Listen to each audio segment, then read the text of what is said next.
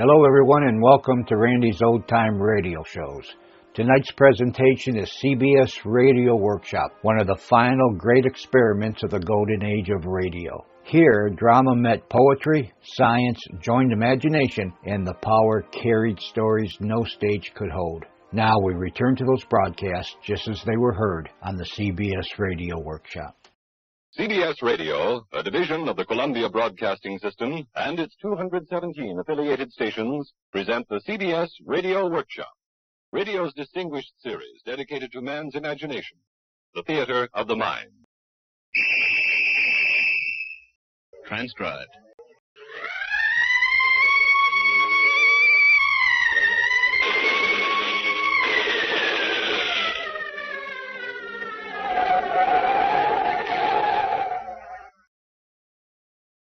Cops and Robbers is a game played by children, and it's a game actors play on the radio for a living. Tonight, the actors, as usual, will be playing make-believe robbers, but the cops will be real. The CBS Radio Workshop presents Cops and Robbers. My name is Stanley Niss. I'm a writer, mostly of crime, criminals, and what police do about them. For a long time, I've wondered what real detectives would do when confronted with a fictitious crime. And tonight, the CBS Radio Workshop is giving me a chance to find out. First, so you, the actors, and I can start off knowing what the detectives will try to find out, I've written a short dramatic sketch which we've recorded while our detectives, all retired members of the police department, City of New York, are across the street having coffee. The scene, a one-room flat on the Upper East Side of New York.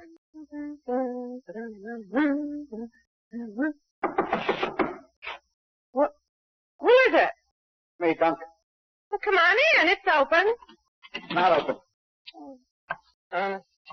Goodness.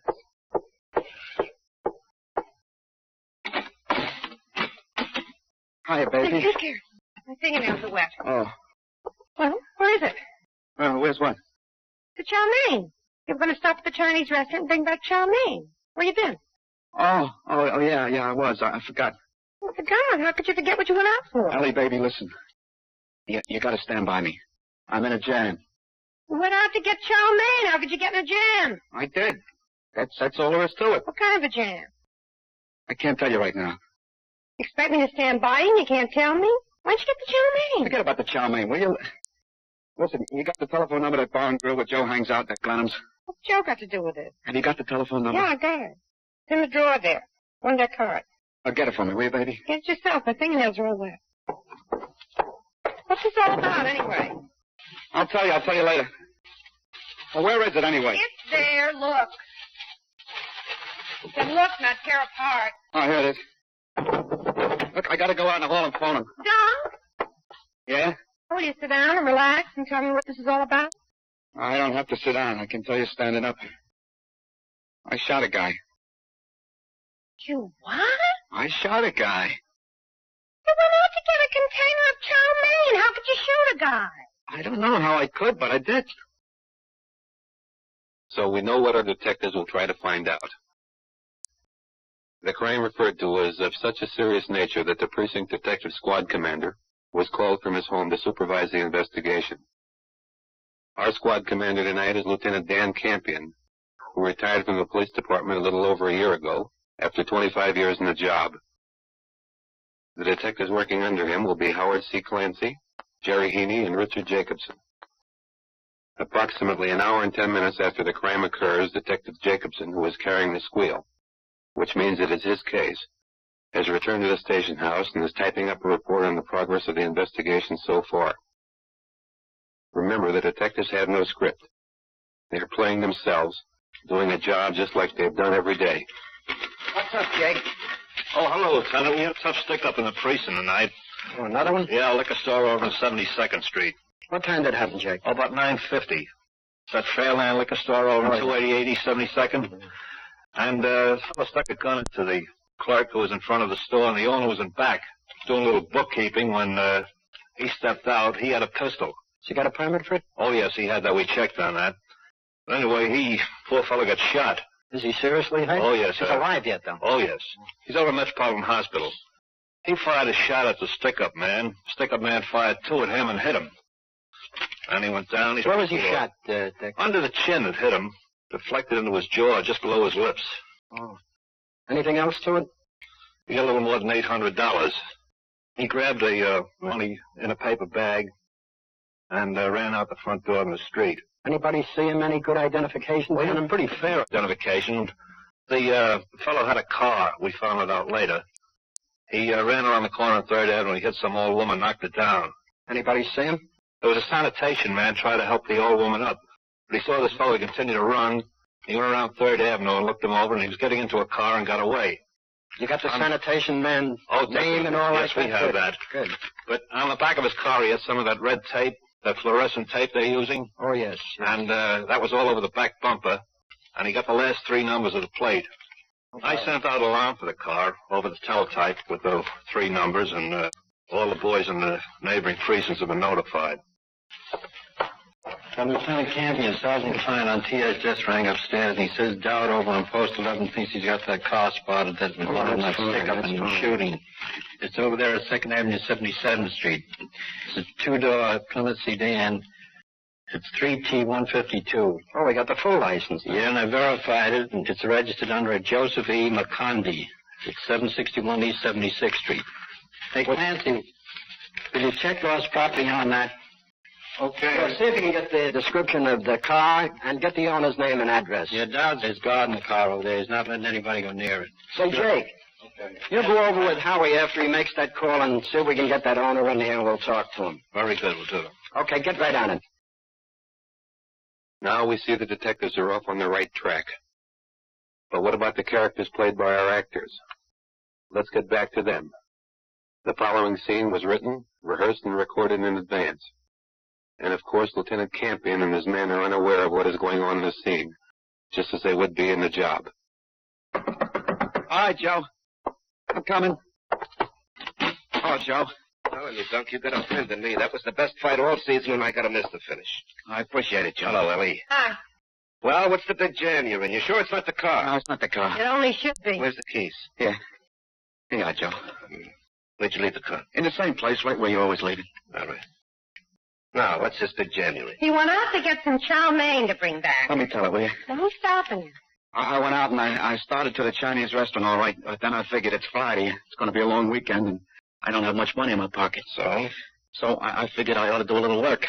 Then I ran into you on the corner, and I said, Joe, can I borrow your car? You said, sure, why not, if you fill it up with gas?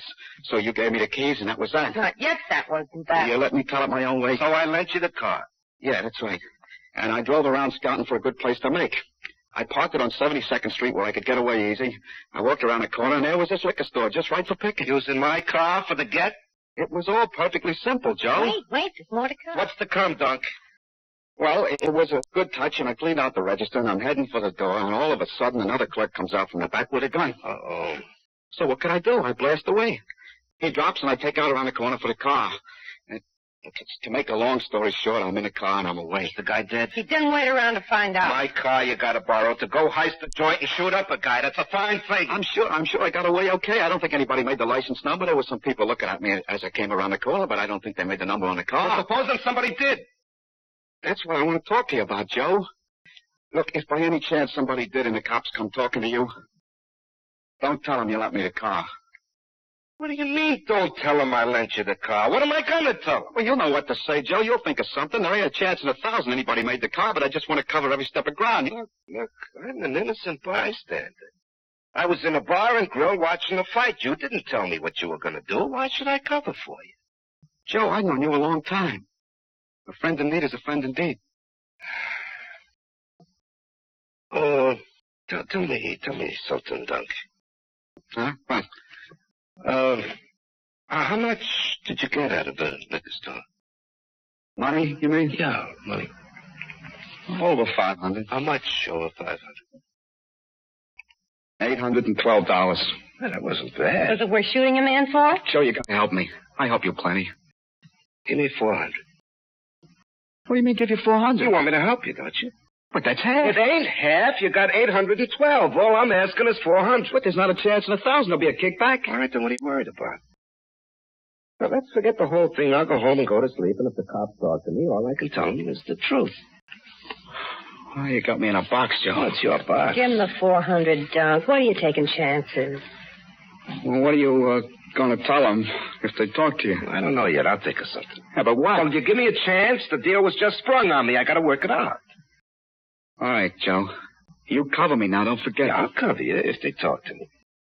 Thanks, Joe. I knew I could count on you. Oh, boy, this is a load off my mind. What a relief. Now that it's such a relief, please go down and get the chow mein. Now, with sufficient information on which to act, Lieutenant Campion has instructed his men on their next step in the investigation. Detectives Clancy and Jacobson, for instance, go to 761 East 76th Street, the address listed for Joseph P. McCondy, in whose name the car is registered. Remember, from now on, there is no script. The actors are on their own. So are the detectives. Let's see what happens.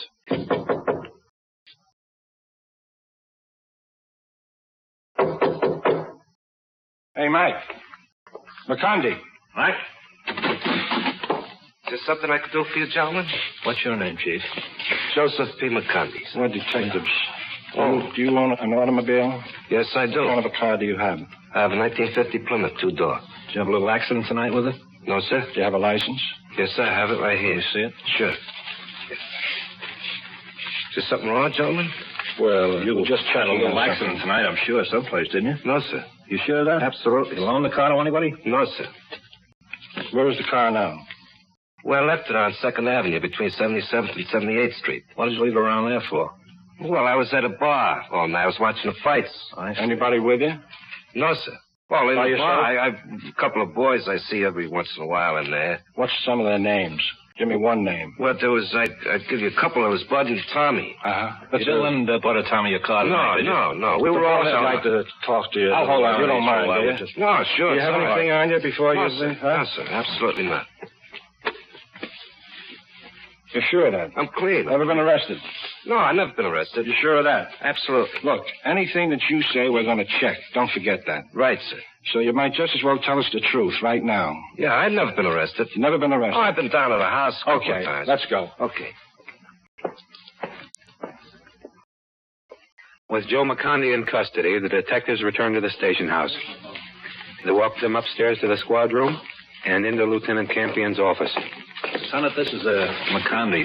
Fellow on that car. Oh, hello, Mr. McCondy. How do you do, sir?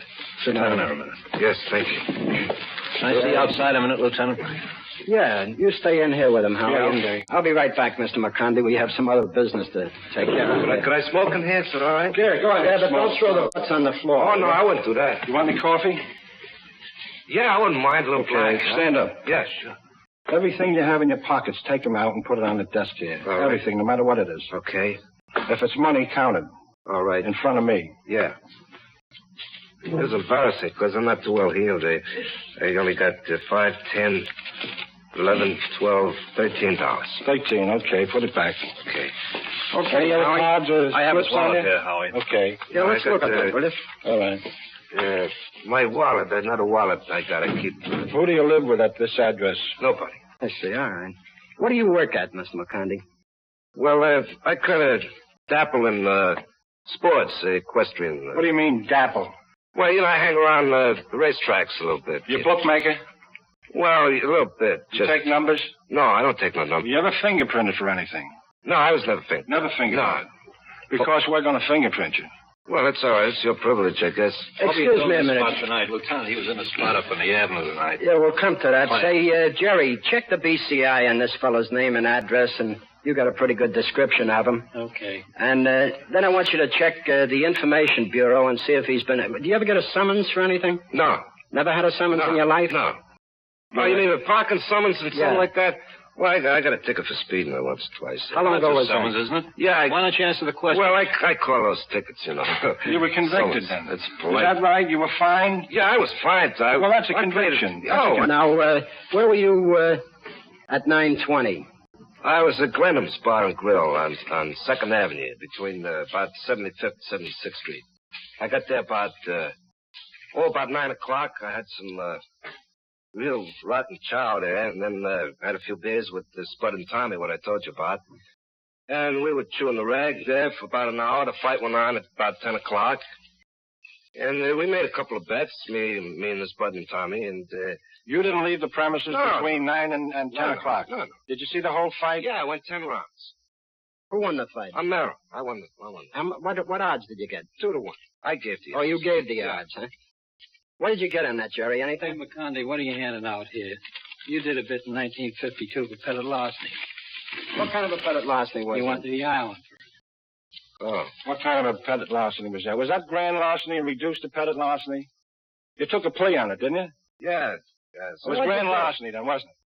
Well, yeah, I don't know the technical words for these things. Oh, you know just as much about it as we do. Well, you know more law about Now, that hold than... it, fellas. Listen, who used your car tonight? We haven't got all night. There's a man dying. I told you when we picked you up at your house that we were going to verify everything that you told us. Remember me saying that? Yeah, I know that. Listen, Mac, why don't you stop kidding? We're bringing the bartender over here. And Well, you can bring him in. He's coming in. That's okay with me. Howie, take this guy over and fingerprint him and let him think this thing over. And if he don't come up with something different, boy, you're in.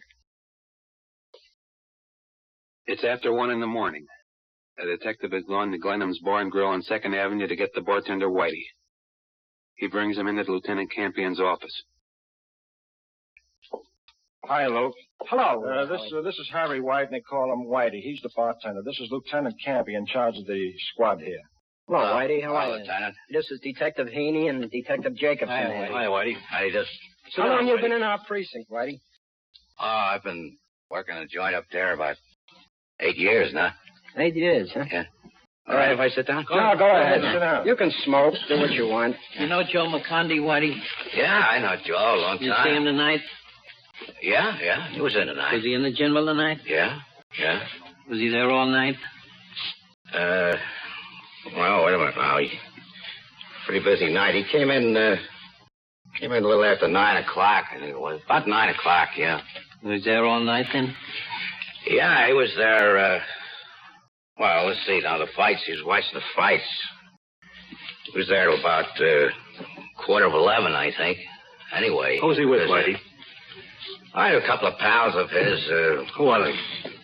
Oh, I don't know. The last name's Tom and Bud something. He's always with them. What time did Joe come in there, did you say? Well, I think it was around 9 o'clock. Joe wasn't 10 o'clock? Oh, no. He was in at 10 o'clock. Was he there at 7:30?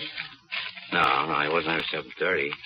Did you miss him any time at all between 9 and 10 o'clock?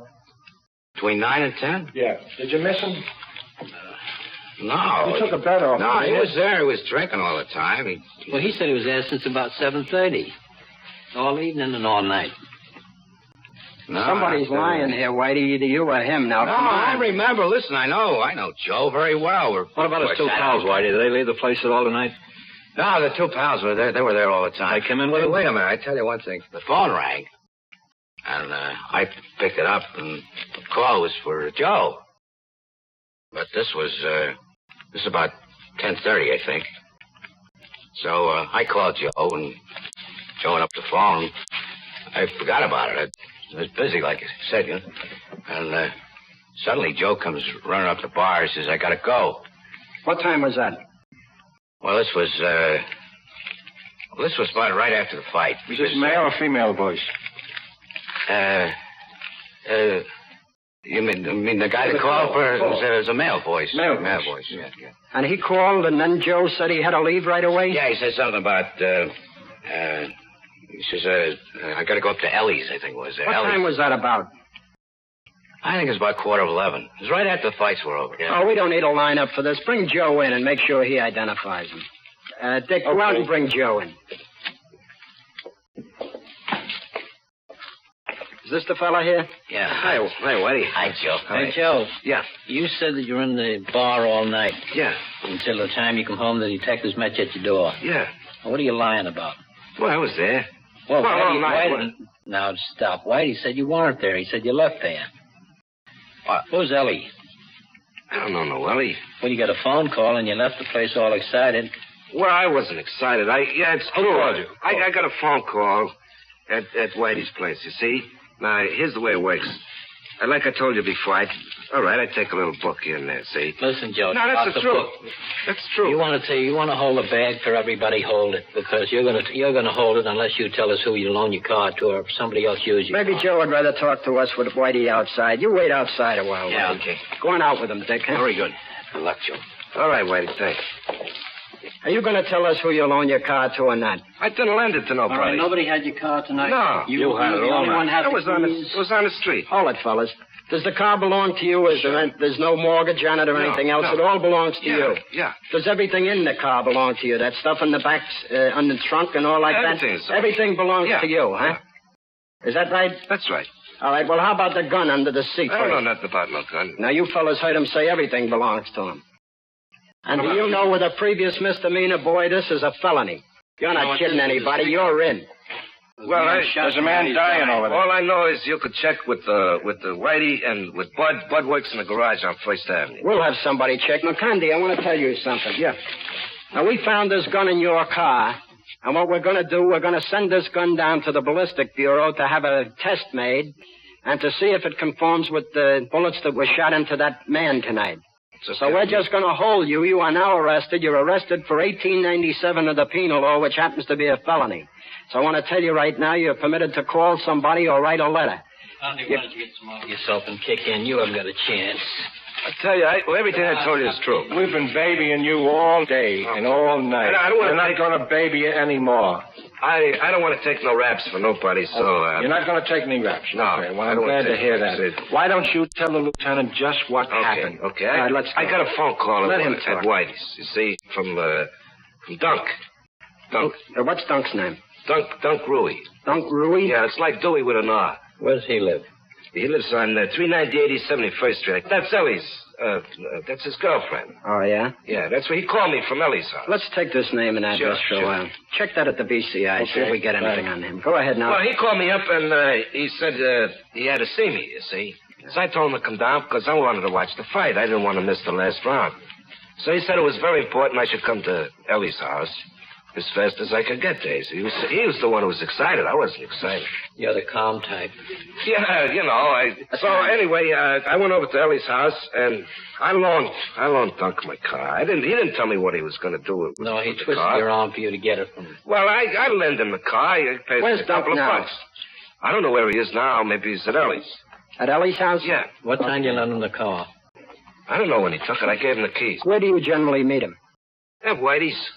At Whitey's? Yeah, huh? yeah. But he goes steady with Ellie, huh? Yeah, I've been up there for a bit. Does he live with her? Well, he's there most of the time. Just a friend. Let's be discreet, you know. What's that location again? 390 71st. What apartment? It's 3E, I think it is. It's on the third floor. They got a phone over there? Yeah. Okay. Say, Dick. Yes, Jerry, Lieutenant. get right over to this Ellie's house. You may nail this guy right there. In fact, I think we better put him in the boob downstairs and we'll all go over. Now, 20 minutes later, the detectives are in the hall on the third floor outside of Ellie's flat. Here, as they hope to make the final arrest in the case, Lieutenant Campion gives his instructions. Yeah, but listen, everybody get your guns out right now. We don't want anybody to get injured. Yeah. Special delivery. Terry. Oh. Where's Dunk? Quick! Wait a minute. Wait a minute. Don't hide it. There's no sense of hiding her. She's not. She's going to be a nice little girl. Listen, Ellie, What do you where's want? Dunk? Where's Dunk? Dunk who? Oh, you know Dunk who. Now, don't give us that I line. don't know what you're talking about, really. You don't, huh? the place over, Lieutenant. Yeah, look this joint over. It's a good searching. Yeah, give this a good There's nothing here. We'll find out. We'll find out. We're the best moving men in the We're world. going to scream, too, so just keep it nice and Go over there and sit down. Okay. Oh. That's my money. How much is there? A couple $100. What is a couple of hundred? It's my money. It's all I got. It's all my money. How much? I don't, $200 or $300 or something like that. Count that out, I saved Jake. it. Ellie, where's Dunk? I Come don't. on, we know he was up here. Jerry, let her watch him counting this dough, will you? How much is there? There's $815 here. Well, that's- 815 isn't a couple. I don't take it out and count it all the time. I don't keep my money in the bank. I keep it under there. You know the always. difference between a couple of $100 and Look, I'm $800. going to cover the door in case this bum comes in. Oh, do that Yeah. by all means. And yell if you need some help there. Let's get back to Where the did you money. get this money? It's my money. It's my money. It's all the money I have. Don't be screaming. I ask you that again. What do you do for a living? I don't do anything right now. Where did you get this money? I saved it. I've worked other times. I've been on the What kind of work do you do? Well, I've been on the stage. How long ago? Several years ago, just for a little while, and then I've had other jobs. Well, how do you maintain yourself right now? Right now, I'm unemployed. For how long? Oh, but 6 months or something like that. 6 months, and you got 815 fish under the cover there? You live here alone, Ellie? Yes, sir, I do. What's men's clothes doing in the closet? That's Your father's.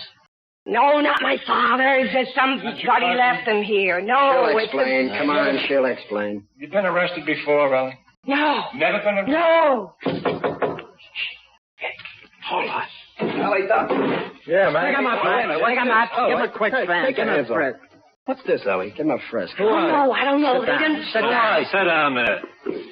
You didn't know Dunk, huh? I didn't say I didn't know him. I said I hadn't seen him in a long time, and I hadn't. Don't you better get that new suit out of the closet. You're going to need it. We're cops. I don't know you cops. Oh, do you want to be shown? Sure, I want to be shown. What do you work you at? Bum, you. We'll show you. What do you work at? I don't work. I'm sick. Are you? You'll be sicker when this is over. How long do you know the Jane here? How long do I know you? Couple years, right? Years, couple years. Do you live here? Well, I don't know what you want. What do you want with me? Are your clothes in the closet? They're his clothes. Yeah. Did you leave any money with her? You left an envelope with her, didn't you? Some dough? She said you How much did. was it? Shut up. You keep quiet. How much did you leave with her? Look, I want a lawyer. I mean, I want. I don't get a lawyer. You get a lawyer. How much did you leave with her? How much money?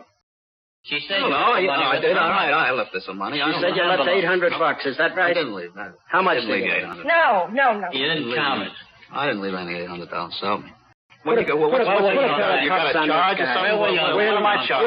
You'll We're hear going to give you charge. 48. Did you ever hear about a 48? I don't know what it is, no. Well, we make out a short affidavit down in court, see? And it's a 48. And if we can't find anything on you, in 48 hours, we give you another 48. And we keep giving you 48s. Until you get wise to Come on, That's the right All right, get them up. We'll take them down the house. Wait till I see that Joe. I'll tell him. Come on, keep going, Dunk. Next time I'll borrow somebody else's car. And that was Cops and Robbers, with real cops and not so real robbers. They were actors, and I'm sure you will agree, very good actors, playing for the most part without a script, knowing only the backgrounds and motivations of their characters.